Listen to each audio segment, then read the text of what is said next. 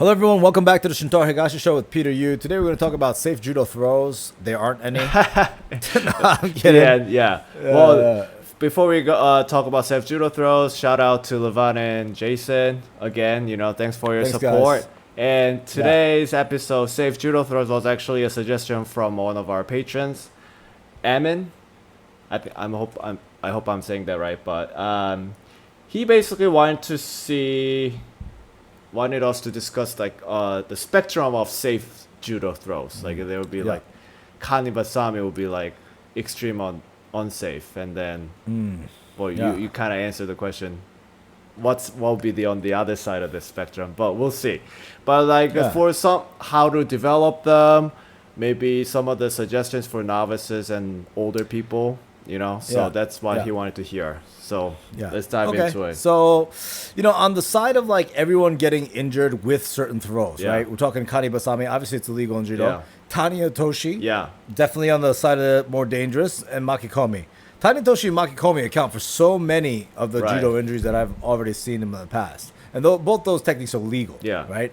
And then Korean Seinagi was sort of one, but they banned that also. Right? So I like it that the IJF is thinking about young people doing judo and then protecting them. Right? I like that idea. Even like head dive Uchimano is very dangerous. Not often that people get injured doing it, but when they do get injured with a head dive Uchimano, they break their neck. So it's much more severe, So all these techniques are dangerous, first and foremost, right? But really what it comes down to, like on the other side of the safer side, right, is like the likelihood of someone going for it and then succeeding. Succeeding not in a way of like actually cleanly throwing somebody, but like succeeding in taking them down, right? For instance, like Tani-otoshi, you could spam this thing and like relatively knock the person down with relative success, so people keep going for it. Even when they shouldn't go for it. Yes, So that it makes it dangerous to this fallen body, right? But something like Deashi Barai, which is very, very timing oriented, if you hit somebody with it cleanly, they don't see it coming, they don't know how to fall, bang, they could hit their head of it. Right? But in the spectrum of judo, of like everyone should know how to fall properly, right? There isn't that big of a size or a physicality difference in you versus your partner. And the likelihood of you timing this thing perfectly, right? And the success rate of Deashi in just general judo in the gym, right, makes it more of a safer throw. I see. A lot of foot sweeps. Deashi Barai, Kouchigari, Ouchigari. Okay? Because you can't really spam these things. You can, but like it's with not relatively the success rate is low if you just spam them. Success rate is low, yes. Success rate is low, and then you're not throwing your body weight onto the person. And also, if you take into account the shape of your legs, anything when you're chopping the knees inward is very dangerous, right? Like, so if you do Tani-otoshi, Kosorogake, Osorogari, right? Knees are going inward. If you're going inside out, Ouchigari, Kouchigari, not as dangerous. Deashi, you're bringing the legs inwards this way, but you're not going by the knees. You're attacking the feet and the ankles, right? So it's less danger on the knee. You see what I mean? So would you say novices should learn these throws first? Because that's not really the case, right? No, I mean, everyone teaches Osotto first, which is like one of the hardest throws to actually execute. And it's one of the most dangerous because you're chopping the leg inwards. You see what I mean? I've seen an ACL tear, 2 years ago at the dojo with someone went for a nasty Osotto. Oh, gosh. Right? So, like, I don't really suggest teaching Osotto first right off the bat. And that should be like a systematic thing across the board. But no one really listens. Everyone just kind of does what they want to do. Even me, it's like so easy. Like, hey, mechanically speaking, it makes sense, right? Shift your opponent from both legs onto one leg, and then you're going to take that leg out from underneath and slam him, right? Also, you use the whole body that it just kind of makes it more athletic and fun. Yes, and it encompasses all the parts of like you keeping your balance while taking theirs, right? And there's leverage involved, and balance and coordination and core stability and all this stuff, and execution, proper execution. There's a lot of things going on that makes it a good teaching tool. For you to actually do it in practice, it takes a very long time. Right? And if you're spamming it, the likelihood of you taking someone down is very low. Right? And just the risks are much higher. Right? I'm kind of saying two different things here, but the success rate, it's kind of it's a subtle difference because Tani-otoshi you can spam it, and then because you're using your whole body, success rate is relatively higher, I guess. I think that's. At the very least, you can knock them down. It's very tempting. Very tempting. Yeah, it's like an easy way out almost. Yeah. And then when you're in a bad position, you can use it to escape that bad position. You're about to get slammed, right? You're throwing your body onto the ground and then dragging him over this leg, you know? Obviously, when done properly, it's masterful. Yeah. But no one does it properly in the gym. You know what I mean? So I know your old man judo series was very popular. So did you talk anything about like safety things? Because I remember you also talked about how to slow the pace down with like younger people, right? Yeah, slow them down. We talked a little bit about countering. Yeah. Counter's a little bit safer, I guess. But, you know, judo's all dangerous because, like, if you're countering someone and then you lose your balance and you land on top of the person, there's rib injuries. Right. If the person puts their arm down, you land on top of them and then their arm injuries. There's just so many things that could potentially go wrong in, like, a fraction of a second because it's so dynamic and fast, you know? Yeah. At least with the foot sweeps, you're so far away. There's a distance, right? So the likelihood of you getting entangled and then landing in this like entanglement, you know, hard to the ground, it's less likely. Right. So Dayashi is a good one for safety, kind of. You know, of course, you could miss it and go a little bit too high. But if you teach it properly in a way where it's just timing oriented, you know, and you're not kicking the person, and I think that might be maybe the safest, I think. I don't know. Foot sweep, dashi. Foot sweep, dashi. Dashi, kochi, ochi, or... Right. You know, even ochi, too. It could be... You know, if a person's doing tanya toshi as you're entering ochi, that could be dangerous. Kochi makikomi different from kochi gari or kochi gake. Right? So you have to distinguish those I think, three. actually, Emin kind of mentioned that kochi gari makikomi. Kochi makikomi variation, maybe that's safer. Do you agree with that? Potentially. I mean, I've never seen anyone get injured by Kochi Makikomi. You know, knock on wood. So I guess you could argue that. You know, that's kind of anecdotal. Yeah, Kochi Makikomi definitely safer. Yeah. So it seems like a lot of foot sweeps, like ashiwazas, are safer. Yeah. But, you know, timing-based ashiwaza is safer. Heavy, like, physicality, like full throw power throws, right? Like throws that you could force. Yeah. You know, like a Osotto makikomi, you could hook Osotto, just run him, right? Or you could drop Senagi and then just run your feet and then just physically run them into the ground, right? Those are physicality-based throws. Yes, there's certain aspects of timing. It's both. It's not either or. It's not mutually exclusive. Right. But like a pure foot sweep time, you know, fighting for hand position, snapping down kochi and then dayashi, or sasai kochi dayashi, like that 3-shot that Suzuki did in all Japan's. Oof. Like that is so clean. And if you know how to take a break fall, it's freaking safer. That's a beautiful. Everyone should look that up. That combination. Sasai kochi dayashi by Suzuki. Yeah. Oof. All Japan. It was like the most beautiful combination I've ever seen in judo. You know. Will you be able to hit that exact combination? Unlikely, right? Because there's a reactive component to each one of those pieces. Everything has to come together. Yeah. Everything has to come together perfect. So it's not something that I would chase, but it kind of shows the masterful abilities of Suzuki, you know? Keiji Suzuki. So, right? So moving on from the foot sweeps, like ashiwazas, then like, how about more popular throws, I guess, more your ippon throws like seo inage and uchimata, your haraigoshi. So I think like turn throws, bigger turn throws that are more popular, or even uranage too, right? You could classify these throws like one-legged throws and two-legged throws. You know what I mean? Osotogari, you're on one leg. Haraigoshi, you're on one leg. Uchimata, you're on one leg. Sasai, you're on one leg, right? Versus like a taitoshi, you're on 2 feet, 2 legs. Ogoshi, you're on 2 feet. Ippon senagi, you're on 2 feet. So when you have 2 legs on the floor, you're much more stable, right? So it's a little bit safer, obviously, for obvious reasons. You don't lose your balance and then fall onto the person. You have 2 legs rooted.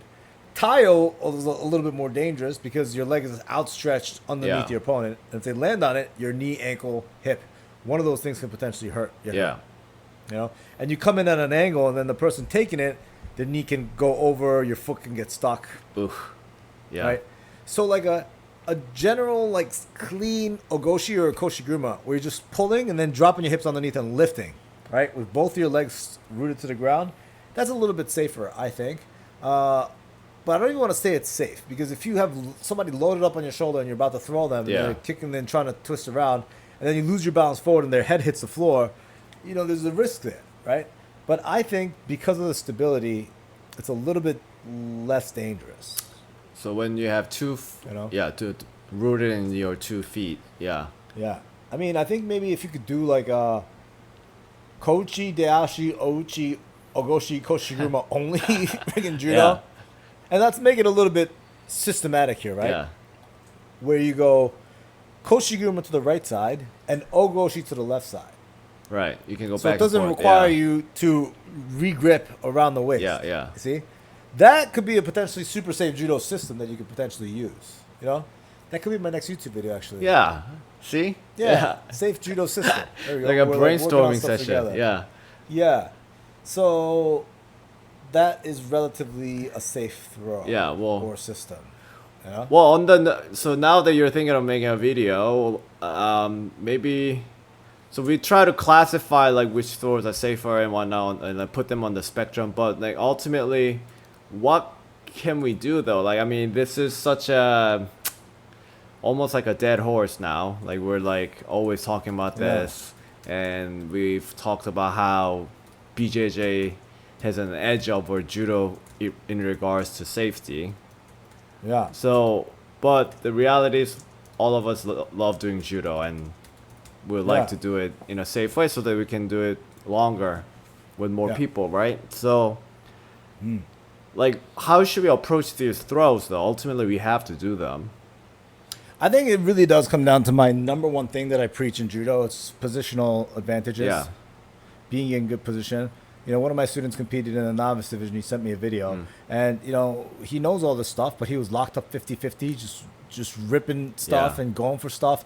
And they're scrambling and they're scrappy. And he thinks Osotto's coming and he gets right. And there's just so much stuff just going on at once. You know, it's so risky. Too many variables. Right? Too many variables. You're at the mercy of the other person's athleticism.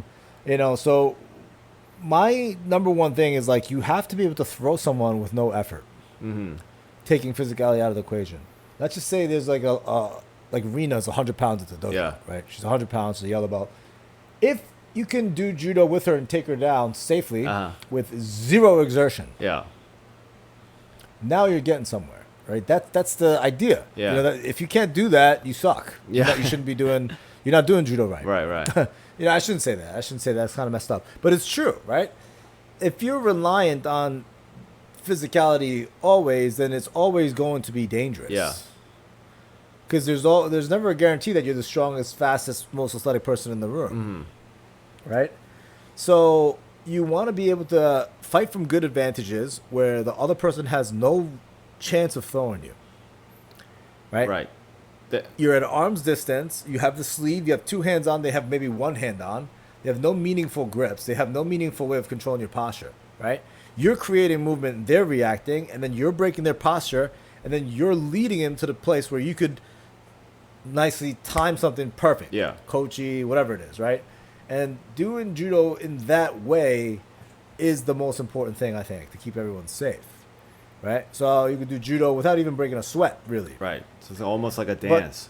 But it's almost like a dance where you're leading the whole time. You know exactly where this person's to be at all times, right? And there's no surprises. Yeah. I think that's the key. Like, if you get surprised and taken down, you might get hurt, you know, because you're not ready for it. Yeah. Or when you're locked up 50-50, you have to guess. You have to, what's coming? Ochi coming? Osotto coming? I don't know what's going on. Is he going to go Sasai? And then, you know, the more you do it and the more you spend time in that position, the more you kind of have a feel for it, right?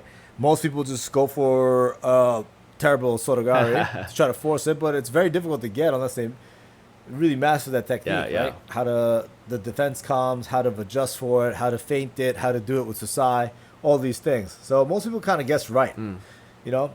But yeah, when you're in good position, there's no chance of you getting thrown at all. That's where it's at, really, you know? So you're like kind of... You're not even trying to classify which throws are safe or not. They have all elements of danger. Deashi, yeah, I mean, I guess. You know, Deashi, Kochi, Ochi's a little bit safer, right? Because there's a little bit more control. You know, obviously, like drop Ochi's a little bit different. Right. Even Tatatoshi, it's like drop Taio is a little bit different than standing Tatatoshi. Like you're slamming on your knees pretty hard. You know, drop Taio, like I've always thought it would be really dangerous, and people are starting to do it with a lot of success. I haven't seen anybody get severely injured from it. But standing taito, but people go for it a lot less also. Right, right. There's gonna come a time when someone, high profile breaks their leg. Jeez. Hopefully not. Yeah. So someone's gonna do it. Yeah. And it's gonna show up on the internet sometime in the future, and then people are gonna say, hey, all right, it's only one time that someone injured, but it's like how many people are actually going for it? Yeah. It's not that common of a throw yet, so. Right. I don't know, man. It's very risky. But anyway, so every throw has an element of danger, but for sure. And then for sure. The idea is to kind of manage your risk by reducing the number of variables, and then the best way to do that is to work on your grip fighting and then systemize it. Yeah. So that you're in a good position. You're kind of in control of the situation. Yes. I guess that's what you learn, I guess, throughout judo. Yeah, but no one focuses on it, and it's very difficult to teach. Yeah. And everyone's still teaching judo the same way that it's been taught. This is Osotto, this is Taio, this is Harai, go for it. Take each other down. They lock up 50-50, and they're just going.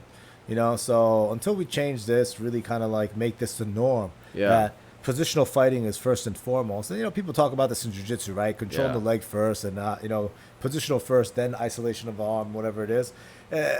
Judo, it's a lot more difficult. It's not you just don't have enough time to really establish control in here and there. Yeah. So I want to be better at teaching it, I think. How do you approach teaching that these days? I mean, positional advantage stuff. All right, 50-50, we're going to start and we're going to try to gain position or cut the hand. Once you get position, you're going to hold it for 5 seconds, then you're going to show feints and then snap them down. Right? Okay, so you do a lot of drills of those, like it's just going back and forth. I do a lot of these drills, yeah. And I'm yet to put it together for a kid that's gonna be unbelievable to win championships, but that's not really the goal of my dojo either. Right. You know what I mean? And then it's a hobby gym, as most gyms are, and maybe one day all this stuff will come together and they're gonna be champions pumping out, but. Who knows? Maybe. I'm working on it, kind of. Not really, but kind of. So, do they worry about this a lot? I'm curious, for my personal curiosity, on the BJJ side, do people worry about this a lot? Like the dangerous moves, like submissions? It depends on the gym. Yeah. I did have somebody ask me at the gym today in jiu-jitsu this morning, like, hey, how come you don't throw everybody? Someone just asked me that. And I said to them, like, hey, we're not doing full-blown drills where people are taking break falls and taking falls consistently. So if I throw somebody, they could land on their shoulder, they get injured. Yeah. And if someone fears getting taken down hard by me, they're not going to want to roll with me. Yeah. Right? So that's why I try to minimize the takedowns. I let people work, but I'll never really take them down. I'm curious. Okay, what's the context around that question? Like he or that person expected you to just bomb everyone, but you weren't? Was it like... No, he's just at the end of the class, hey, can I ask you a question? I was like, sure. Okay. I didn't roll with him today either. He's like, why don't you just throw everybody? That's not what I'm here for. I'm here to learn and train jiu-jitsu. Yeah. So I'm pulling guard, and I want to work open guard stuff. And if I could sweep them, I could work top stuff. Right? See. Yeah. Shintaro leaves his ego out the door. Yeah. Yeah, I mean, I get passes and stuff all the time, But little by little, I'm making, Yeah. Improvements. Good. Yeah. I'm learning. It's really fun to learn, man. Yeah. Really fun to learn. Nice. It's the best. So I guess it's... You got to do it safely. You got to do it safely. So I guess it's not as explicitly... I guess not. I mean, we're talking about this because we don't really talk about this explicitly in judo either. But I guess it's a little bit of a different situation with BJJ, I guess. Yeah. Yeah, it's different, man. That positional advantage sticks a little bit better. Like if you pass someone's guard and you're pinning them, all the time in the world, pretty much. Yeah. Judo, you could have a person's collar and head, and they don't have yours, it's gone. Yeah. In a very short time, it's gone. Yeah. So I think it's very difficult to do and understand in judo. It's just a very tough sport. I would say to answer this guy's question, Iman, Dayashi probably is Emin. Dayashi probably is the safer one, but I'm not saying it's safe. Yeah. You know what I mean? There's inherent danger in this sport. Yeah. Yeah, definitely. Well, Uranage is dangerous too. oh, it's a scary throw, I think. Yeah. Yeah, scary throw. Uchimata is Yeah. dangerous. You can land on your shoulder. Yeah. Everything's dangerous in judo, man. Come on. How about in wrestling? Like when you're going through the ranks, did they? Because I wrestled in high school too, and I don't remember this being like a big point. No. Well, this is the thing. Freestyle wrestling, you could Yeah. wrap ahead, And then rip just- it, yeah. and then the guy goes flying back, exposure points, Yeah. right? Feet to back. Big throws are rewarded I greatly. guess folk style kind of Yeah. removed that because of this. It thing. removes all Yeah. of it. Yeah, it removes all of it. So taking the person down, riding them out. So now it doesn't favor upper body throws because there's a risk. If Yeah. you miss it, you give up your back, you get taken down, you lose 2 points, right? So not a lot of guys are going for big throws unless they're down in points. Yeah, yeah. You know what I mean? So a lot of guys are shooting in on the legs. It's a lot safer.